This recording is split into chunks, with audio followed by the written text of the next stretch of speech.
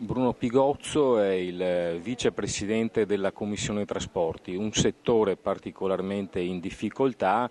e il primo argomento che verrà affrontato nella seduta del Consiglio straordinario di oggi. Sappiamo che tra qualche giorno poi ci saranno degli aumenti tariffari, soprattutto in ambito del trasporto su ferro, ma già il prossimo autunno si annuncia da lacrime e sangue. Cosa propone il PD per superare questa situazione di difficoltà per l'utenza soprattutto?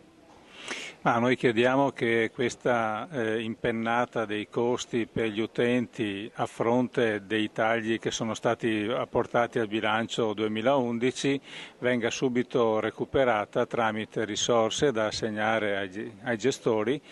e parallelamente un nuovo sistema di gestione che dovrà partire dal 2012 e che tenga conto di economie di scala attraverso accorpamento delle gestioni,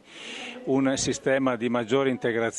sulla intermodalità e quindi la bigliettazione unica, il favore rispetto all'utenza con gli abbonamenti e la migliore ottimizzazione del parco esistente attualmente in circolazione.